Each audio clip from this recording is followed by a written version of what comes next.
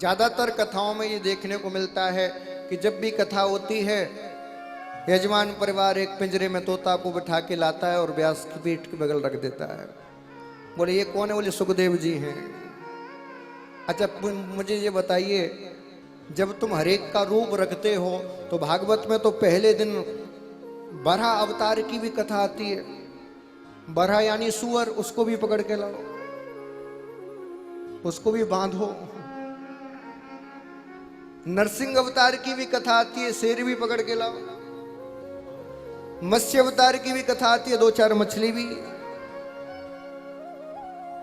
मेरा निवेदन है जितने भी आयोजक हैं उनसे और जितने कथावाचक हैं उनसे भी, कथा बंधनों से मुक्त करती है, किसी को बंधनों में बांधती नहीं। इसीलिए मेरा निवेदन है कोई भी कथावाचक या कोई भी यजमान कथा में किसी भी तोते को पिंजरे में बंद करके ना रखे। क्योंकि भैया मैं आपसे पूछता हूं, मैं आपको जेल में बंद कर दूं और 56 भोग खिलाऊं तो क्या खाओगे? क्या अच्छे लगेंगे? नहीं लगेंगे। इसीलिए इन पंछियों पर आप अपराध मत करिए। हाँ, निमित्त मात्र के लिए जैसे हमने चांदी का सुख रख रखा है, इस प्रकार से आप लाइए, पूजन करिए, काम हो गया। दूसरे की आत्मा को क्यों दुखी करें? हाँ, और फिर सारे नियम अपना रहे हो तो ये भी अपनाओ। फिर परीक्षित तो आखिरी दिन जब उद्धार हुआ तो तक्षक से डसवाया गया था, तो आखिरी दिन एक सांप और लाओ और जो परीक्षित बने उसको डसवाओ। सारे ही काम करो, फिर हो गई कथा स्वाहा। इसीलिए मेरा निवेदन है इन कथाओं के संकेत को समझिए।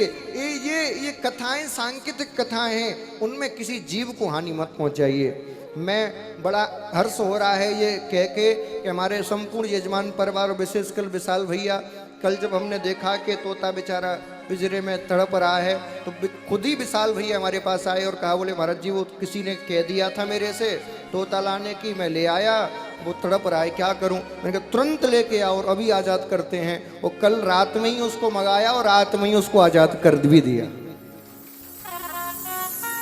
रात में ही आज़ाद कर दिया। और महाराज सच मानना, जिस समय वो आज़ाद हुआ था उसकी खुशी का ठिकाना ना, कितना मुस्कुराते हुए उड़ रहा था वो। कथा बंधनों से मुक्त करती है, बांधती नहीं है। इसीलिए मैं संपूर्ण कथावाचकों से भी निवेदन करूंगा कि तुम्हारी कथा में यदि इस प्रकार का सुख कोई आ रहा है तो तुरंत उसको आजाद करिए, बंधनों में बांध के मत रखिए।